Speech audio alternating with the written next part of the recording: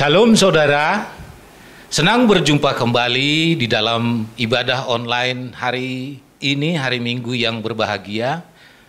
Sebelum beribadah, mari kita bersama-sama berdoa. Kita satukan hati dan pikiran kita. Terima kasih Tuhan Yesus, terima kasih atas belas kasihan-Mu terhadap kami, hingga kami boleh ada pada hari ini semuanya dalam keadaan sehat dan bergembira. Terpujilah nama-Mu, dimuliakanlah nama-Mu. Tuhan, kami berdoa buat gembala sidang kami, Pak Niko Nyotora Harjo, dan keempat wakilnya. Begitu juga gembala sidang kami, Rayon 1D, Pak Kiki Haryadi dan wakilnya, beserta gembala GBI Raden Inten, Pak Moses, dan wakilnya Pak Sudande. Berkati gembala-gembala kami ini Tuhan, berikan mereka Tuhan hikmat marifat yang daripada-Mu, agar mereka melakukan tugas-tugasnya sesuai dengan kehendak-Mu, dan banyak jemaat yang diselamatkan Tuhan Yesus. Terima kasih Tuhan, terima kasih. Kami juga berdoa buat bangsa dan negara kami Tuhan. Berkatilah bangsa Indonesia Tuhan. Lepaskan bangsa Indonesia Tuhan dari keterpurukan ekonomi. Lepaskan bangsa Indonesia Tuhan dari wabah virus corona.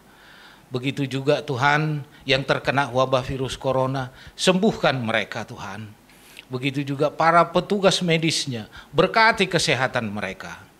Tuhan Yesus, kami juga berdoa buat pemimpin kami, Pak Jokowi, Maruf Amin, dan seluruh jajaran menteri dan kepala daerah. Berkati pekerjaan mereka, agar mereka bekerja sesuai dengan kehendak-Mu. Tuhan Yesus, terima kasih banyak, terima kasih atas segalanya yang Kau berikan kepada kami. Kami juga berdoa Tuhan, buat jemaat-jemaat-Mu Tuhan yang ada di Indonesia ini. Tutup bungkus mereka dengan darah-Mu yang kudus. Berkati kesehatannya, berkati perekonomiannya dan keluarganya. Terima kasih Tuhan, terpujilah nama-Mu. Amin. Selamat beribadah, Tuhan Yesus memberkati. Mazmur 91. Dalam lindungan Allah. Orang yang duduk dalam lindungan yang maha tinggi dan bermalam dalam naungan yang maha kuasa akan berkata kepada Tuhan, tempat perlindunganku dan kubu pertahananku, Allahku yang kupercayai. Sungguh, Dialah yang akan melepaskan engkau dari jerat penangkap burung, dari penyakit sampar yang busuk. Dengan kepaknya, Ia akan menudungi engkau. Di bawah sayapnya, engkau akan berlindung. Kesetiaannya ialah perisai dan pagar tembok. Engkau tak usah takut terhadap kedahsyatan malam, terhadap panah yang terbang di waktu siang, terhadap penyakit sampar yang berjalan di dalam gelap, terhadap penyakit menular yang mengamuk di waktu petang.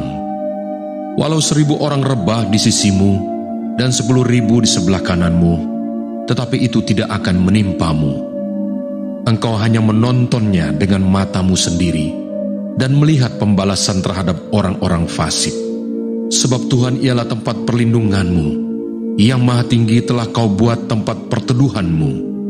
Malapetaka tidak akan menimpa kamu, dan tulah tidak akan mendekat kepada kemahmu. Sebab malaikat-malaikatnya akan diperintahkannya kepadamu untuk menjaga engkau di segala jalanmu. Mereka akan menatang engkau di atas tangannya, supaya kakimu jangan terantuk kepada batu. Singa dan ular tedung akan kau langkahi. Engkau akan menginjak anak singa dan ular naga. Sungguh hatinya melekat kepadaku, maka aku akan meluputkannya. Aku akan membentenginya, sebab ia mengenal namaku. Bila ia berseru kepadaku, aku akan menjawab. Aku akan menyertai dia dalam kesesakan. Aku akan meluputkannya dan memuliakannya. Dengan panjang umur akan kukenyangkan dia, dan akan kuperlihatkan kepadanya keselamatan daripadaku.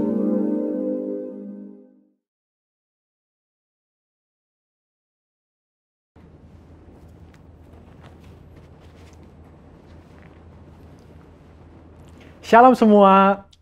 Kegerakan Pentakosta adalah kegerakan yang unik. Mengapa unik?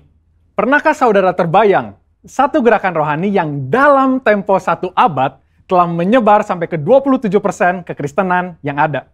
Kegerakan yang bergerak cepat ini memiliki pilar-pilar teologi yang perlu kita pahami. Pada Voice of Pentecost kali ini, kita akan membahas mengenai 5 pilar teologi Pentakosta. Apa saja 5 pilar teologi Pentakosta itu? Yang pertama, Jesus as Savior, atau pilar keselamatan.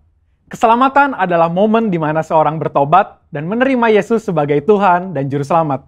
Pengakuan iman GBI berkata, semua manusia berdosa dan kehilangan kemuliaan Allah, sehingga harus bertobat dan berpaling kepada Allah untuk menerima pengampunan dosa. Pertobatan mencakup peristiwa di mana seorang mendengar kabar Injil tentang karya Kristus, meresponi Injil dengan iman dan pertobatan, dan mengalami perjumpaan secara pribadi dengan Yesus. Hal ini yang terjadi ketika Petrus berkhotbah dalam Kisah Para Rasul 2 ayat 16-35. Di ayat 37 disebutkan bahwa orang-orang yang mendengar sangat terharu dan memberikan respon yaitu bertobat dan menerima Yesus sebagai Tuhan dan Juru Selamat.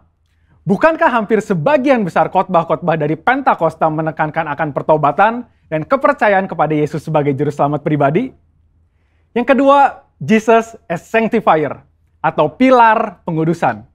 Ketika seorang diselamatkan, dia memasuki proses yang bernama pengudusan. Pengakuan iman GBI berkata penyucian hidup adalah buah kelahiran baru karena percaya dalam darah Yesus, dikerjakan oleh kuasa firman Allah dan Roh Kudus. Karena itu, kesucian itu azas dan prinsip hidup umat Kristen.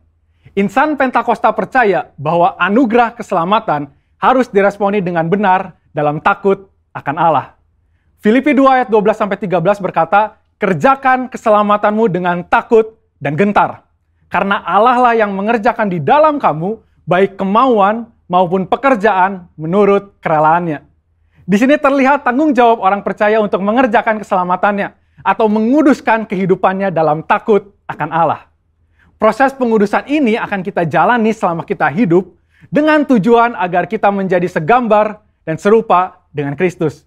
Pengudusan pun berbicara kita meninggalkan kehidupan lama kita ataupun kebiasaan lama kita yang tergolong dosa dan menjadi pribadi yang baru di dalam Kristus.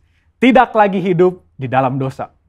Yang ketiga, Jesus as Spirit Baptizer, atau pilar baptisan Roh Kudus. Ini adalah bagian penting dan merupakan pilar sentral yang mengikat keseluruhan 5 pilar yang ada. Baptisan Roh Kudus yang dimaksud adalah baptisan yang dialami setelah seorang lahir baru, sebuah pengalaman yang juga bisa disebut sebagai kepenuhan roh, pencurahan roh, dan menerima Roh Kudus. Tanda awal seorang dibaptis oleh Roh Kudus adalah dia berkata-kata dalam bahasa roh sebagaimana yang diilhamkan oleh Roh Kudus. Baptisan Roh Kudus akan menghasilkan dampak secara internal maupun eksternal. Secara internal, yaitu kehidupan penyembahan yang lebih intim dengan Bapa. Karena menurut 1 Korintus 14 ayat 2, disebutkan bahwa orang yang menyembah dalam roh adalah mereka yang berkata-kata secara rahasia kepada Bapa. Pada ayat 4 pun dijelaskan bahwa saat kita berbahasa roh, kita sedang membangun diri kita.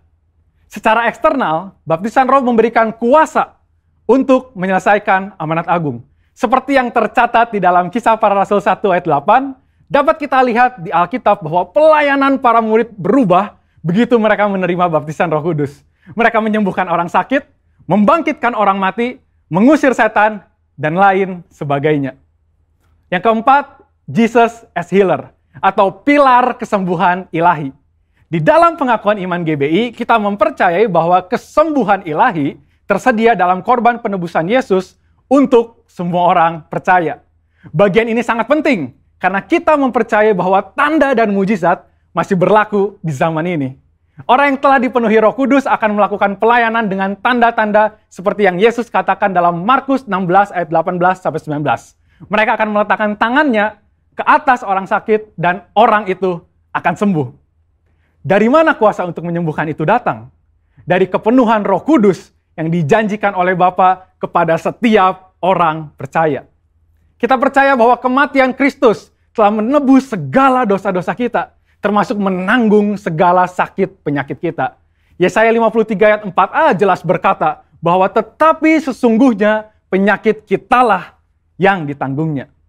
Yang kelima, Jesus as soon coming King, atau pilar kedatangan Yesus yang kedua dengan segera. Pilar terakhir ini dipandang sebagai motivasi dan semangat untuk menyelesaikan amanat agung, memberitakan Injil dengan kuasa Roh Kudus, serta hidup dalam kekudusan. Kita percaya bahwa Yesus akan datang kali yang kedua untuk menjemput kita dengan segera. Pengakuan iman GBI berkata, Tuhan Yesus Kristus akan turun dari sorga untuk membangkitkan semua umatnya yang telah mati dan mengangkat semua umatnya yang masih hidup, lalu bersama-sama bertemu dengan dia di udara. Kemudian ia akan datang kembali dan bersama orang kudusnya untuk mendirikan kerajaan 1000 tahun di bumi ini. Kita percaya kedatangan Yesus untuk yang kedua kalinya untuk menjemput mempelainya yang masih hidup, atau biasa disebut rapture ini, akan terjadi secara tiba-tiba dan tanpa seorang pun tahu kapan waktunya. Ketidaktahuan kapan Yesus akan datang inilah yang akan mendorong setiap kita untuk dapat mempersiapkan diri sebaik-baiknya dan tetap hidup dalam integritas. Saya percaya pemahaman ini membawa kita semakin semangat di dalam menyelesaikan amanat agung dengan api Pentakosta ketiga. Saudara, untuk penjelasan lebih lengkapnya dari tim teologi kami, jangan lupa buka link yang ada di atas atau scan QR Code yang tersedia. Salam integritas, Tuhan Yesus memberkati.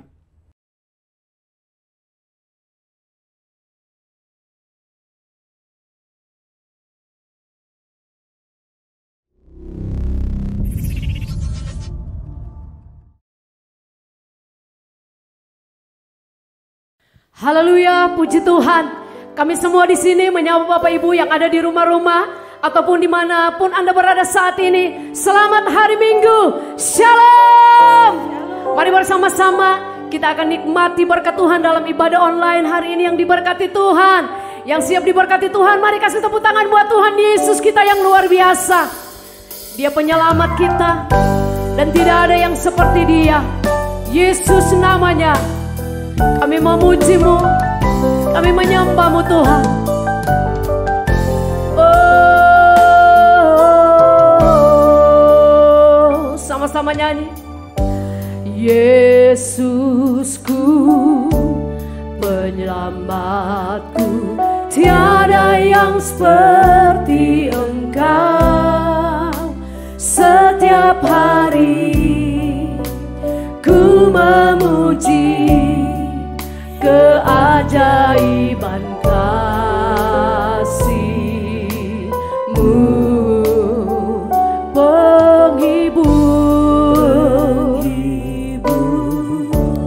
pelindung, menara kekuatan. Biarlah semua yang bernafas tak berhenti menyembah-Mu, nyanyi dan bersorak, nyanyi dan bersoraklah bagi Dia pujian, hormat, kuasa bagi Raja. Gunung tunduk, laut bergelora, mendengar suara-Mu. Bersuka atas perbuatan-Mu, selamanya ku kasih Engkau Tuhan.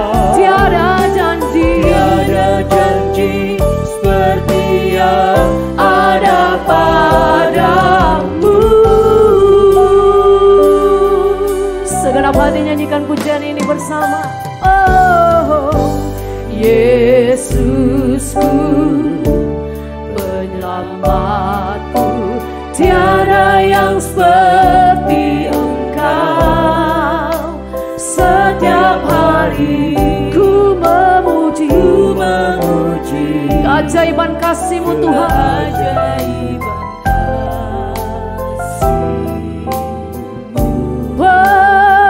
Penghibur, penghibur, pelindung, menara kekuatan. Come on semuanya.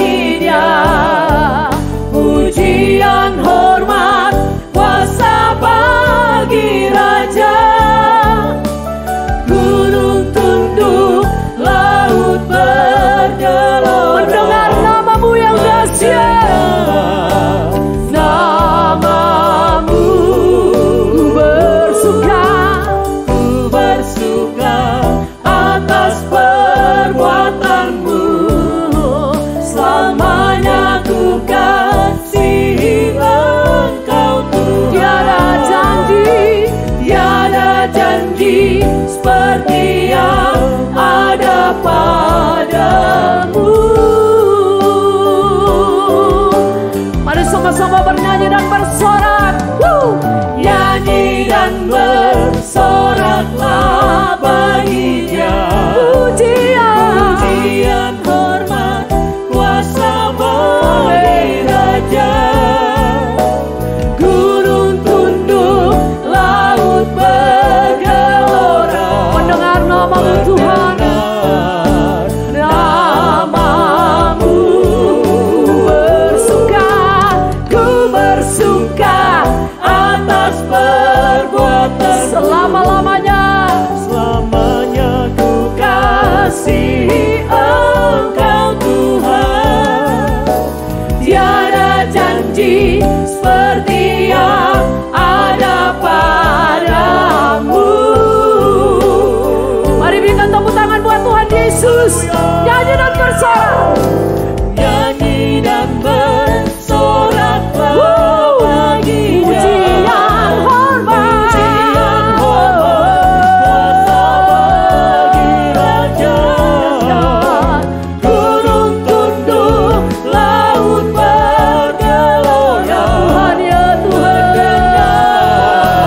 nama-Mu. Ku bersuka perbuatan-Mu besar Tuhan. Selamanya ku kasih Engkau Tuhan. Tiada janji seperti yang ada pada. Tiada janji seperti yang ada pada. Tiada janji seperti yang ada padamu.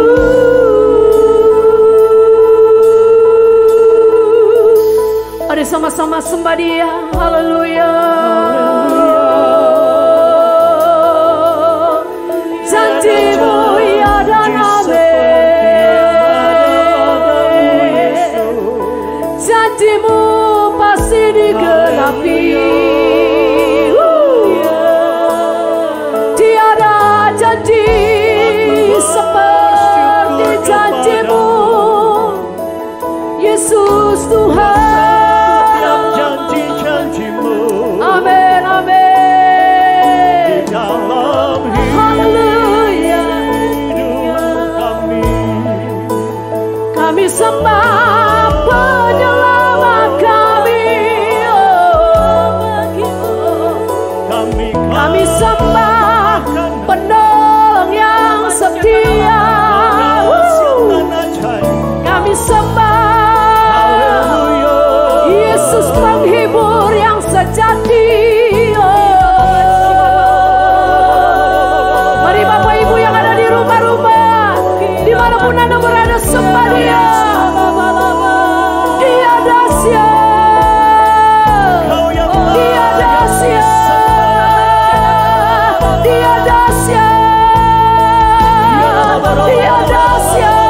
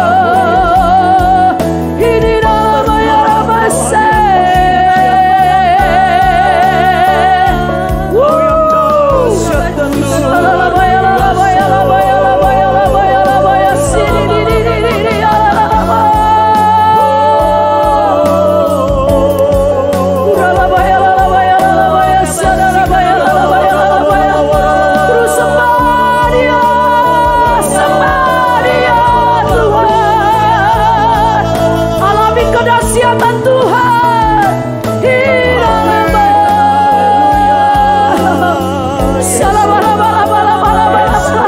sini biraraba.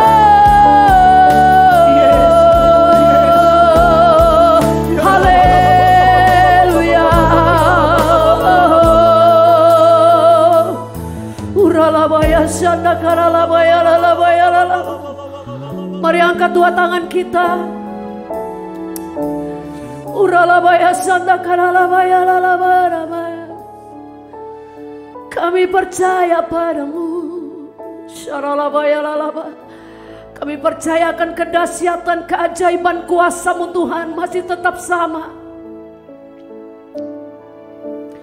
Aku percaya Tuhanku ajaib.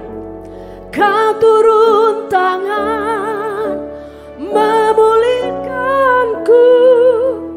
Aku percaya Tuhanku dahsyat. Kau turun tangan memberkatiku. Aku percaya Tuhanku ajaib. Kau turun tangan memulihkanku. Aku percaya Tuhanku dahsyat. Kau turun tangan memberkati. Aku percaya Tuhan kami dahsyat. Kau turun tangan memulihkanku. Aku percaya Tuhanku dahsyat. Kau turun tangan memberkati. Mari musik saja. Sama-sama kita berbahasa roh.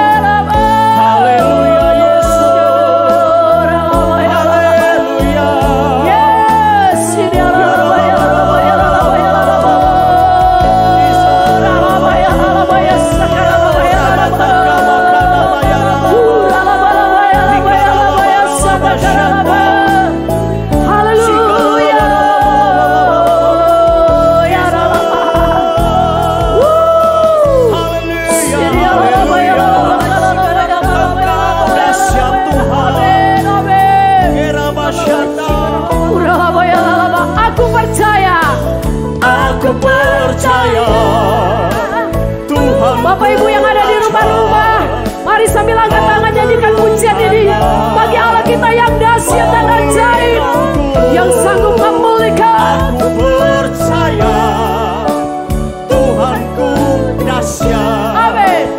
Kau turun tangan memberkati. Sekali lagi aku percaya. Aku percaya Tuhanku ajaib. Kau turun tangan memulihkanku. Aku percaya Tuhanku dahsyat. Kau turun tangan dengan iman katakan. Kau turun tangan memberkati. Kau turun tangan. Kau turun tangan memberkatiku. Mari kasih tepuk tangan buat Tuhan Yesus yang dahsyat, yang setia memberkati umat-umatnya. Haleluya, haleluya, haleluya. Terima kasih Tuhan, biar Engkau yang dahsyat itu terus bekerja. Kami akan terus memuji, menyembah, meninggikan Engkau, bersorak bagimu. Di dalam nama Yesus kami berdoa. Haleluya. Sama-sama katakan amin. Sekali lagi tepuk tangan buat Tuhan Yesus. Katakan dengan iman, aku percaya kepadamu Tuhan. Engkaulah kekuatan kami.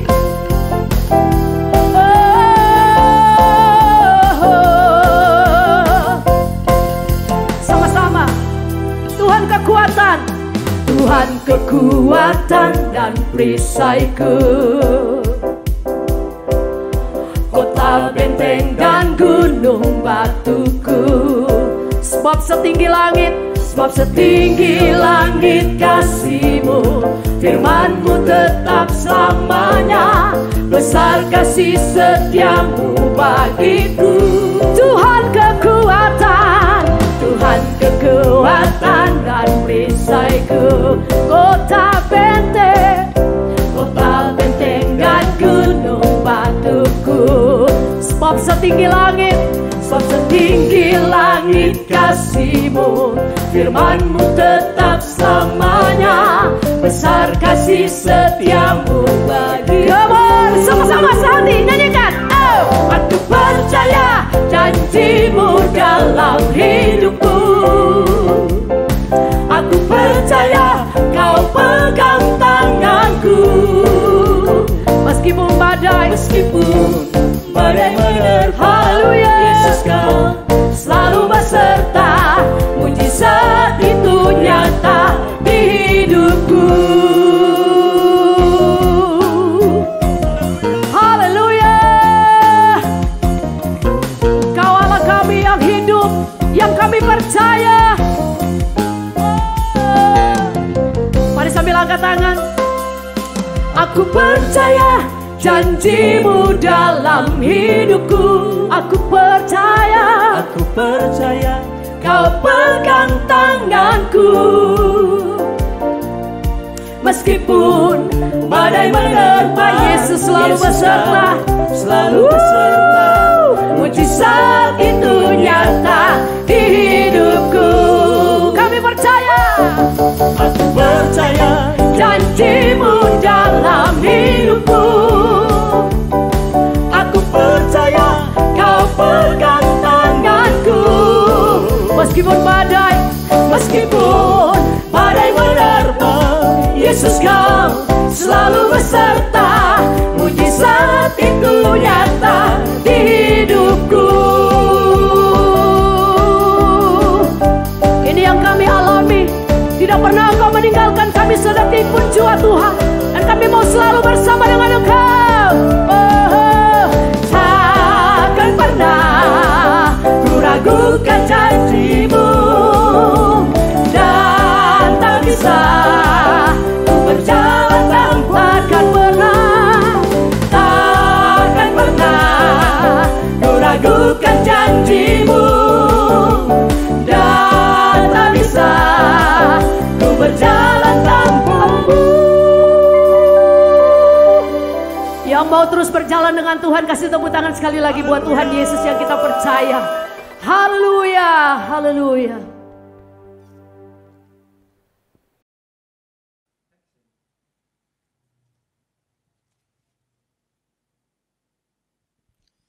Shalom Bapak Ibu yang dikasihi Tuhan, senang sekali berjumpa dengan Bapak Ibu dalam ibadah online hari ini. Sebelum kita dengar firman Tuhan, mari bersama-sama kita satukan hati dan kita berdoa. Kami mengucap syukur buat minggu yang baru yang Tuhan beri bagi setiap kami. Kami ada sebagaimana kami ada oleh karena kasih, anugerah dan kesetiaan-Mu bagi kami. Dan kami selalu haus, selalu rindu akan firman-Mu, karena kami tahu firman itu yang berkuasa untuk mengubah sikap hati kami, firman itu yang berkuasa untuk menolong dan membuat hidup kami lebih maksimal di dalam Tuhan. Oleh karena itu, berbicaralah bagi kami melalui hamba-Mu, urapi hamba-Mu. Dalam nama Yesus kami bersyukur. Amin. Nah, Bapak Ibu yang dikasihi Tuhan, setiap kita diberikan oleh Tuhan yang namanya kesadaran. Kesadaran yang saya maksud bukan hanya berbicara kesadaran secara medis yang membuat kita saat ini sadar sesadar-sadarnya karena kita tidak mengalami gangguan kesehatan tertentu atau kita tidak pingsan, tetapi juga kesadaran secara rohani. Ini berkaitan dengan kecerdasan spiritual. Tuhan memberikan kepada kita kesadaran supaya kita menjadi orang-orang yang sadar. Sebab ketika kita tidak menjadi sadar, akan fatal akibatnya. Nah, untuk mengawali firman Tuhan ini, saya ingin bercerita kepada kita semua, ada dua tokoh yang ditulis di dalam Alkitab dalam Perjanjian Lama. Yang pertama adalah Haman bin Hamedata. Haman bin Hamedata ini kita tahu orang yang ada di lingkungan kerajaan Ahasiweros. Satu kali Raja Ahasiweros menaikkan pangkatnya Haman bin Hamedata ini menjadi pembesar, bahkan dia berkuasa, berpengaruh atas wilayah kerajaan di bawah pemerintahan Ahasiweros. Kita tahu Ahasiweros ini memerintah mencakup dari India sampai Ethiopia. Ada begitu banyak wilayah di bawah kekuasaan Ahasiweros ini. Dia dinaikkan pangkatnya, tapi Alkitab catat di dalam kitab Ester, Haman ini menjadi seteru orang Yahudi. Dan dia berikhtiar, dia merancangkan, mau membinasakan semua orang Yahudi di seluruh kerajaan dari Ahasiweros ini.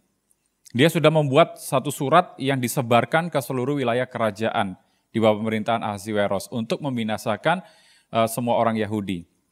Pertanyaannya adalah begini, ada apa dengan Haman bin Hamedata ini sehingga dia begitu benci terhadap orang Yahudi dan hendak membinasakan semua orang Yahudi?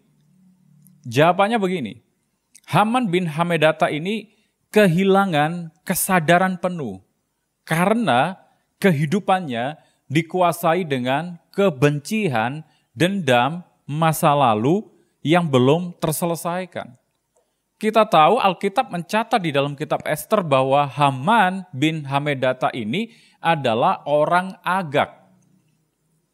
Dan kalau kita mundur, Tuhan itu pernah berfirman kepada bangsa Israel pada saat itu, bahwa Tuhan akan menghanguskan atau menghapuskan seluruh orang Amalek. Nanti saudara bisa baca dalam kitab Keluaran pasal 17. Tuhan berfirman akan menghapuskan seluruh orang-orang Amalek.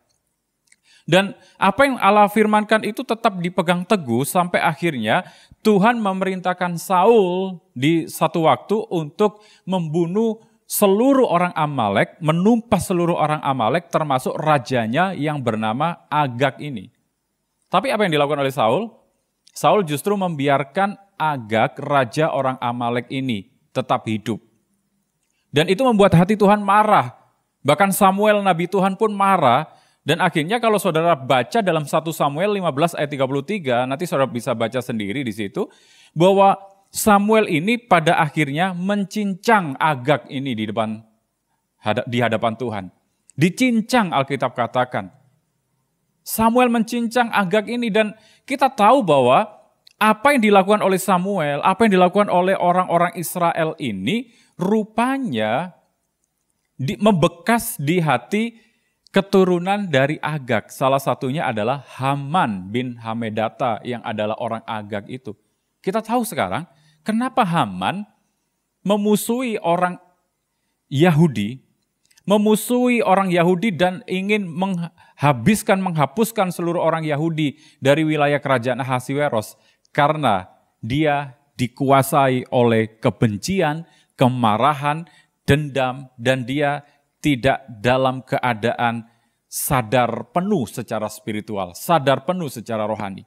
Karena hidupnya sudah dipenuhi dengan kebencian itu, sehingga dia kehilangan kesadaran dan akhirnya dia bertindak atau melakukan segala sesuatu yang begitu menjijikkan, begitu jahatnya, minta ampun. Lalu yang kedua, kita tahu ada satu penasihat yang sangat luar biasa di dalam Perjanjian Lama, itu namanya Ahitofel. Ahitofel ini adalah penasihat Raja Daud. Lalu kemudian hari dia berpihak kepada Absalom, anak Daud sendiri, yang saat itu sedang berkonfrontasi atau membelot terhadap Daud. Lalu kemudian Ahitofel ini ada di pihak Absalom dan memberikan nasihat jahat kepada Absalom. Kitab 2 Samuel 16 itu menceritakan nasihat dari Ahitofel. Ahitofel meminta Absalom untuk menghampiri gundik-gundik ayahnya dan memilih orang-orang yang tangkas, yang cakap akan mengejar Daud dan ingin membunuh Daud. Pertanyaannya adalah, ada apa dengan Ahitofel yang semula menjadi orang kepercayaan dan penasehat Raja Daud, tetapi berbalik mau menyerang Daud berpihak kepada Absalom? Alkitab mencatat begini, ternyata kalau kita telusuri riwayat silsilah keluarga dari Ahitofel, Ahitofel ini adalah orang tua atau papa atau ayah dari Eliam. Dan kita tahu, Eliam adalah ayah dari Batsheba. Jadi Ahitofel ini adalah kakek dari Batsheba dalam 2 Samuel 23 ayat 34, nanti saudara bisa lihat di situ. Dan pasal 11 ayat 3. Bahwa ternyata Ahitofel ini kakeknya dari Batsheba. Kita mengerti kenapa Ahitofel itu begitu membenci Daud di kemudian hari. Begitu merencanakan sesuatu yang jahat kepada Daud, karena Ahitofel ini hidupnya dipenuhi dengan dendam yang belum selesai, dipenuhi dengan kebencian, dipenuhi dengan amarah terhadap Daud yang pada waktu itu telah mengambil cucunya menjadi istrinya dengan paksa, yaitu Batsheba. Kita bisa melihat dari 2 tokoh ini, yaitu Haman bin Hamedata dan Ahitofel, dua-duanya kehilangan kesadaran penuh sehingga mereka bertindak tanpa berpikir panjang, dan kita lihat akhir hidupnya. Haman bin Hamedata yang mereka-rekakan yang jahat terhadap orang Yahudi, pada akhirnya dia disulahkan di tiang sula yang disiapkan sebetulnya untuk Mordekai itu. Dan kita lihat akhir kehidupan Ahitofel. Karena nasihatnya di kemudian hari tidak didengarkan oleh Absalom, lalu kemudian dia pulang ke rumahnya, dia gantung diri. Karena itu hari ini kita mau belajar satu kebenaran firman Tuhan yang saya beri judul, sadarlah. Ini himbauan buat setiap kita. Ini kerinduan Tuhan buat setiap kita, agar setiap kita sadar. Kalau saudara beribadah bersama keluarga, ada istri, ada anak, ada orang tua, ada suami yang ada di sebelah saudara, tepuk pundaknya, katakan, sadarlah. Kesadaran itu begini, bentuk kesiapan seseorang dalam menghadapi segala peristiwa yang ada di sekitar, maupun peristiwa kognitif meliputi memori, pikiran, perasaan, serta fisik. Ini secara psikologi, kesadaran adalah bentuk kesiapan seseorang dalam menghadapi peristiwa-peristiwa yang terjadi di sekitar dan peristiwa yang ada di dalam ranah kognitifnya melalui memori masa lalu, pikiran-pikiran, dan perasaan, serta fisik. Lalu juga ada begitu banyak sebetulnya definisi dari kesadaran ini, saya hanya ambil beberapa yang penting bagi setiap kita. Kesadaran juga adalah kondisi di mana seorang individu memiliki kendali penuh terhadap stimulus internal maupun stimulus eksternal.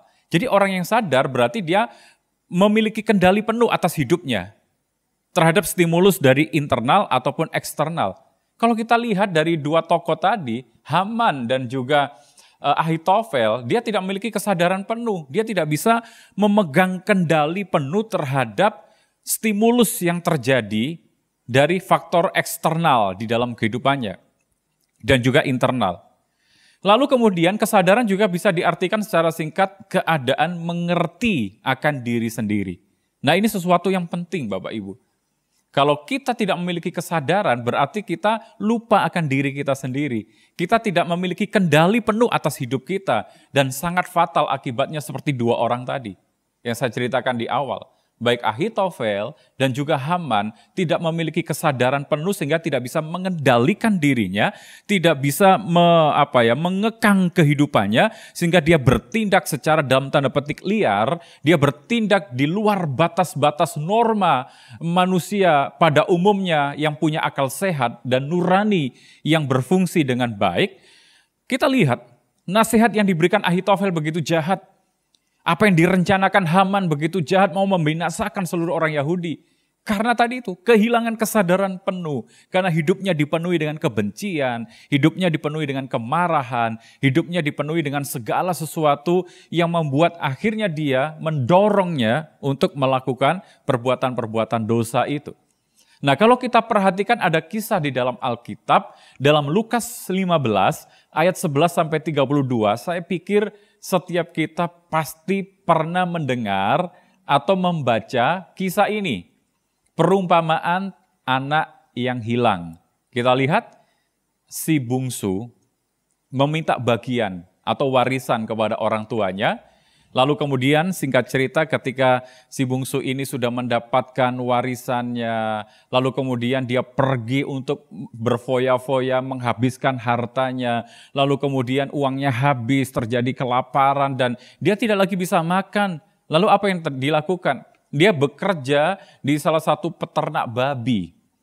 Dan apa yang dilakukan? Dia mengurusi babi-babi itu, memberikan makanan babi itu dengan ampas. Dan dia merasa kelaparan, akhirnya dia makan ampas yang biasa dimakan oleh babi. Sungguh sangat memprihatinkan kehidupan dari anak yang hilang ini.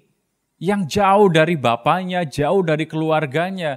Lalu kalau kita soroti di ayat 17, mari kita baca dalam Lukas 15 ayat 17. Ini sesuatu yang penting untuk kita renungkan hari ini. Lukas 15 ayat 17 dikatakan gini. Lalu ia, anak yang hilang tadi, menyadari keadaannya. Garis bawahi menyadari. Katanya, betapa banyaknya orang upahan Bapakku yang berlimpah-limpah makanannya, tetapi aku di sini mati kelaparan.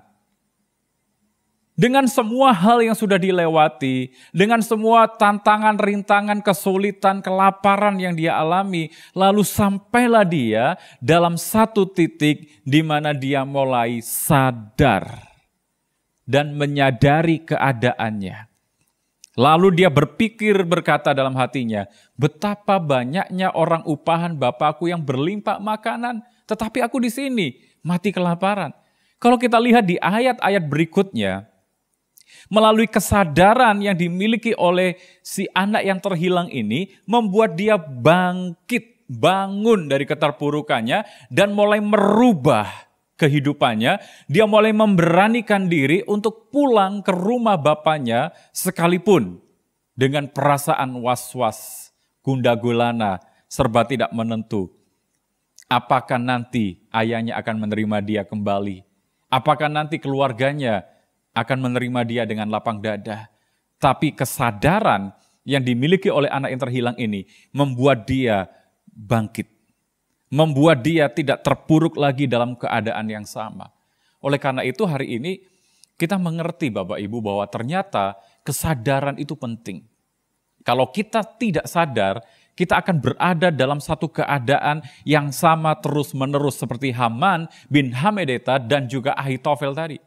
Karena dia tidak sadar, akhirnya dia terus terpuruk dalam keadaan yang dipenuhi dengan kekecewaan, dipenuhi dengan kebencian, dipenuhi dengan amarah, dan akhirnya ujung-ujungnya membuat dia mati dalam keadaan yang mengenaskan.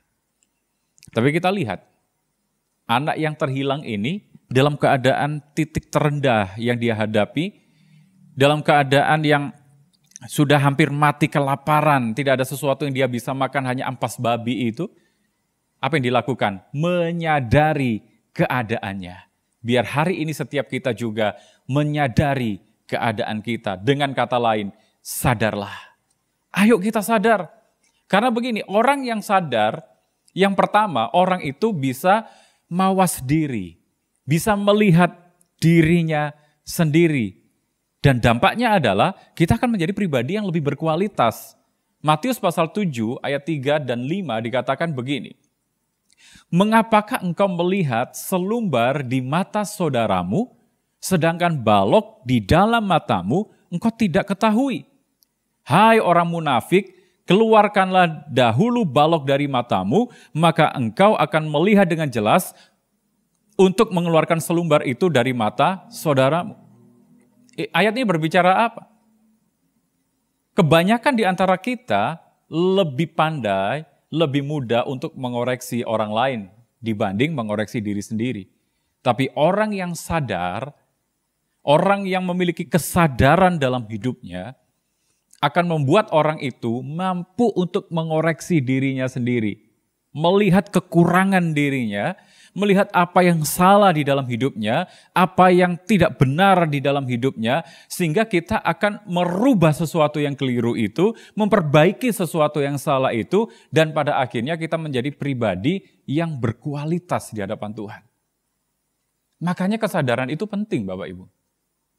Karena dengan kesadaran akan membuat kita bisa introspeksi diri, bisa mawas diri, bisa berkaca kepada diri sendiri dan menemukan apa yang kurang dari hidup kita, apa yang salah dari hidup kita, apa yang perlu dibaharui. Bahayanya begini, kalau orang menganggap dirinya sempurna, kalau orang menganggap dirinya tidak ada sesuatu yang kurang, ini sangat membahayakan.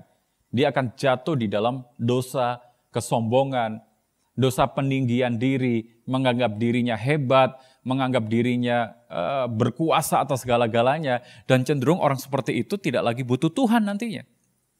Nah, ini sesuatu yang membahayakan. Karena itu kita belajar pada saat ini, biar setiap kita menjadi sadar. Karena orang yang sadar bisa mawas diri, bisa introspeksi diri, bisa melihat diri sendiri, menemukan apa yang salah, apa yang perlu diperbaiki, apa yang kurang. Yang kedua, orang yang sadar akan luput dari kesalahan. Tentu memang sebagai manusia kita tidak sempurna. Kita bisa berbuat salah. Kita bisa berbuat sesuatu yang keliru. Kita bisa saja menyimpang. Kita bisa saja tidak lagi berada di dalam koridor-koridor kebenaran itu. Tetapi artinya begini, orang yang selalu sadar akan dirinya sendiri, maka orang itu akan terhindar dari kesalahan, bahkan kesalahan yang fatal. Nah, mari kita lihat ayat ini dalam 1 Timotius 4 ayat 16. 1 Timotius 4 ayat 16 dikatakan, awasilah dirimu sendiri dan awasilah ajaranmu. Bertekunlah dalam semuanya itu, karena dengan berbuat demikian, engkau akan menyelamatkan dirimu dan semua orang yang mendengar engkau. Alkitab katakan apa? Awasilah dirimu sendiri dan awasilah ajaranmu. Kesadaran akan membuat kita terhindar dari sebuah kesalahan yang fatal dan bahkan bisa menyelamatkan kita dan bahkan menjadi berkat buat orang lain. Tetapi sebaliknya, ketika kita tidak berada di dalam kesadaran penuh, akan membuat kita terus berada di dalam kesalahan demi kesalahan, kekeliruan demi kekeliruan, dan kita menganggap setiap perbuatan-perbuatan yang salah itu adalah hal yang lumrah. Setiap perbuatan keliru itu adalah sesuatu yang bisa ditoleransi, diberikan sebuah toleransi. Ini sesuatu yang membahayakan. Akhirnya kita kompromi. Kita kompromi dengan dosa, kita kompromi dengan ketidakbenaran, kita kompromi dengan sesuatu yang salah, dan kita akan keluar dari prinsip kebenaran yang memang Tuhan inginkan untuk kita berpijak dan kita hidupi itu. Jadi yang kedua, orang yang sadar, dia akan luput dari kesalahan yang fatal dalam kehidupannya. Karena biasanya orang yang sadar akan lihat apa sih yang kurang, tadi seperti saya katakan, lalu kemudian dia akan menghindar kalau di depan ada lubang. Dia akan menyingkir kalau di depan ada jebakan. Dia akan memilih jalan lain kalau ternyata jalan yang akan dilalui itu akan membawa dia masuk ke dalam satu lubang kebinasaan. Tetapi orang yang nggak sadar, dia akan menganggap semuanya aman dan justru akan membuat dia jatuh di dalam satu kesalahan yang fatal bahkan. Yang ketiga, orang yang sadar akan mendapatkan pengampunan dari Tuhan. Karena begini prinsipnya, pertobatan itu dimulai dari sebuah kesadaran. Bahwa kita manusia berdosa, bahwa kita pernah berbuat salah, bahwa ada sesuatu yang saya sudah lakukan kepada Tuhan yang tidak berkenan. Kalau kita tidak sadar bahwa apa yang kita lakukan itu salah, kita nggak akan pernah bertobat minta ampun kepada Tuhan. Dan kalau kita tidak hidup di dalam pertobatan, Tuhan tidak akan memberikan pengampunan di dalam kehidupan kita. Makanya kitab Kisah Para Rasul 3, ayat 19 dikatakan begini. Kisah Rasul 3 ayat 19, karena itu sadarlah dan bertobatlah supaya dosamu diampuni. Saya percaya bahwa Tuhan itu menyediakan pengampunan yang tidak terbatas dalam hidup kita. Dan pengampunan itu akan diberikan oleh Tuhan kepada mereka yang sadar bahwa telah berbuat sesuatu yang menyimpang dari jalan Tuhan, lalu datang dengan penuh kerendahan hati untuk sujud minta ampun, bertobat, dan komitmen tidak mengulangi kesalahan yang sama. Dan sekali lagi saya katakan bahwa ini semua dasarnya adalah sebuah kesadaran. Kalau kita tidak sadar, kita tidak akan hidup dalam pertobatan. Kalau kita tidak hidup dalam pertobatan, maka pengampunan itu tidak akan berlaku atas hidup kita. Karena dosa yang kita lakukan puluhan tahun yang silam, itu akan tetap menjadi dosa ketika kita tidak menyadarinya bahwa kita telah melakukan itu, dan kita tidak minta ampun bertobat dari kehidupan yang lama itu. Makanya kesadaran itu penting supaya kita mendapatkan pengampunan yang adalah anugerah. Pengampunan selalu tersedia, tetapi efektif bagi mereka yang bertobat. Pertobatan itu bisa ada dalam kehidupan kita, dimulai dari sebuah kesadaran bahwa ternyata kita telah berbuat sesuatu yang keliru, yang menyimpang, yang tidak berkenan, sehingga membuat kita akhirnya bertobat dan mendapatkan pengampunan dari Tuhan. Yang keempat, kesadaran membuat kita menang atas musuh.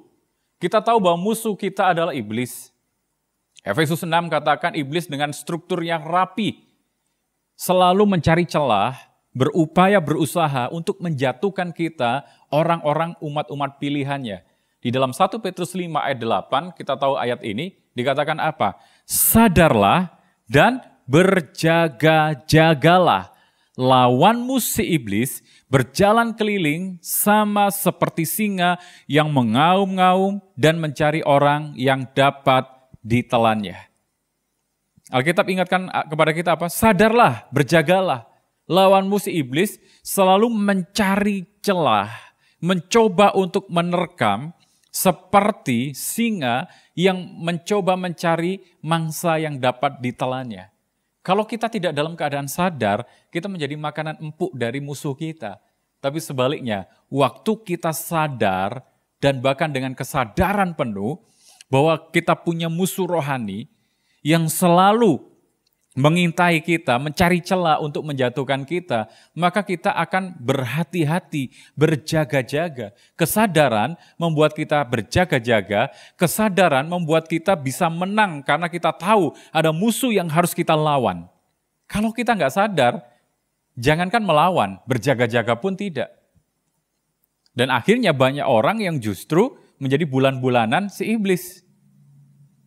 Saya percaya bahwa setiap kita orang-orang percaya diberikan kuasa oleh Tuhan untuk menengking segala kuasa-kuasa gelap, bahkan menghancurkan segala siasat-siasat dan tipu muslihat si iblis. Tetapi faktanya saya banyak melayani, bahkan hamba-hamba Tuhan, orang-orang yang sudah masuk dalam pelayanan, masih bisa diganggu oleh kuasa jahat, masih bisa diganggu oleh roh setan, roh jahat. Pertanyaannya adalah, kenapa bisa terjadi demikian?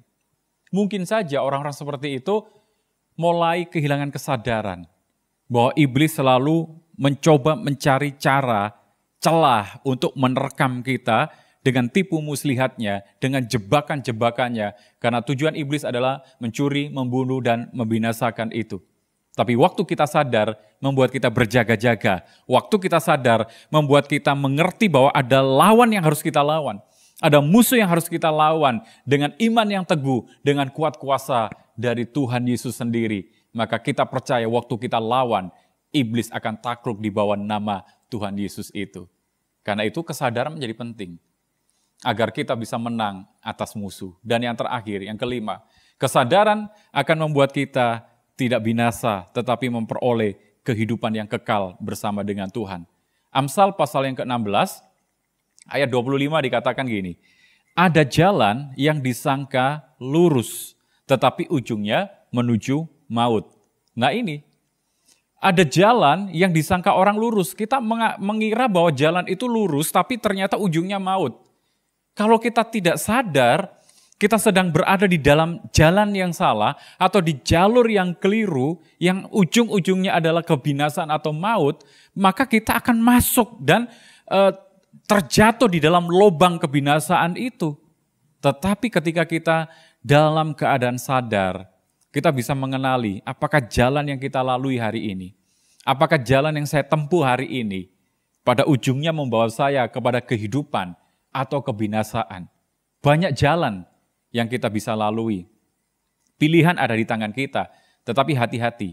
Hanya melalui kesadaranlah membuat kita bisa mengenali dan memahami serta mengerti bahwa ujung jalan itu nantinya membawa kita kepada kebinasaan atau ujung jalan itu membawa kita kepada kehidupan. Tapi saya percaya ketika kita dalam keadaan sadar, maka kita tidak akan binasa. Karena kita bisa mengenali di ujung jalan ternyata ada bahaya. Di ujung jalan ternyata ada sesuatu yang perlu kita hindari. Lebih baik kita pilih jalan lain. Walaupun mungkin jalannya berkelok-kelok, jalannya tidak selurus jalan tol barangkali, tetapi itu akan membawa kita kepada satu kehidupan. Jadi 5 hal ini menjadi berkat buat setiap kita ketika kita sadar. Yang pertama, kesadaran akan membuat kita mawas diri, introspeksi diri, mengetahui kekurangan diri. Dan yang kedua, kesadaran buat kita luput dari kesalahan, bahkan kesalahan yang fatal. Dan yang ketiga, kesadaran membuat kita menerima pengampunan. Karena pertobatan itu dimulai dari kesadaran. Orang yang sadar, dia bisa tahu di mana kesalahannya, lalu bertobat dan mendapatkan pengampunan. Yang keempat, orang yang sadar akan menang atas musuh. Kita tahu ada musuh yang harus kita lawan, paling tidak kita akan berjaga-jaga dan melawan dengan kuat kuasa dari Tuhan Yesus. Yang kelima, kesadaran akan membuat kita tidak binasa. Karena kita bisa mengenali bahwa jalan yang kita tempuh selama ini ujungnya membawa kepada kehidupan atau maut. Membawa kepada satu berkat ilahi atau kutuk. Dan yang membuat kita jatuh kepada lubang kebinasaan. Saya berdoa supaya setiap kita yang mendengarkan pemberitaan ini, kita sadar. Dan sesadar-sadarnya.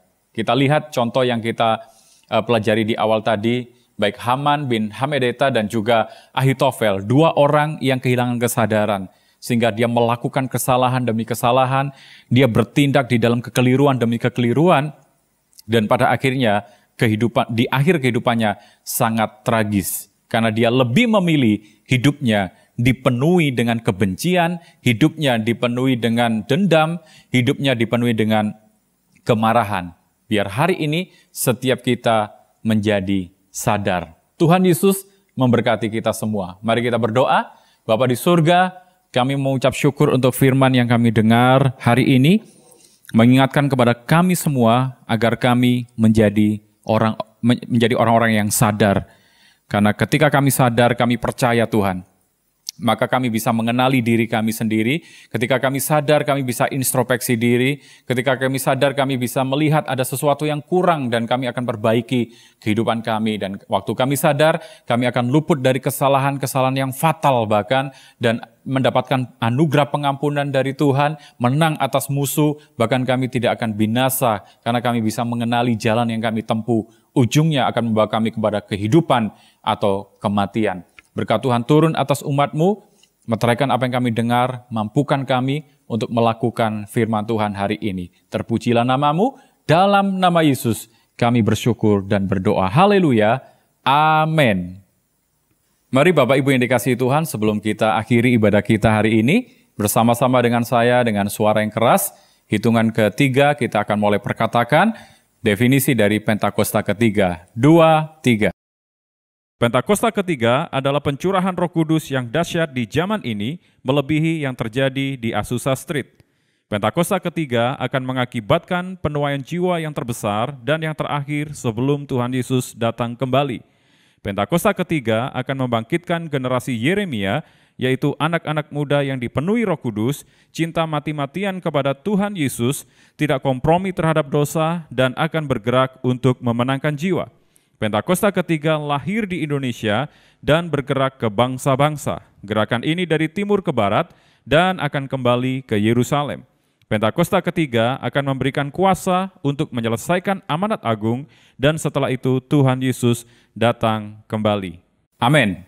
Saya percaya apa yang kita perkatakan itu akan digenapi oleh Tuhan, melanda bumi Indonesia dan bergerak ke bangsa-bangsa dan kembali ke Yerusalem. Mari kita siapkan hati kita angkat kedua tangan kita dan kita terima berkat dari Tuhan. Terimalah berkat anugerah, damai sejahtera dan sukacita yang berlimpah-limpah dari Bapa di surga melalui Putranya yang tunggal, Yesus Kristus, dan persekutuan yang manis dengan Roh Kudus memberkati kita dari sekarang sampai selama-lamanya. Dengan iman, kita terima berkat ini. Haleluya, amin. Tuhan Yesus memberkati. benar-benar Haleluya. Yesus kau Selalu beserta, mujizat itu nyata di hidupku.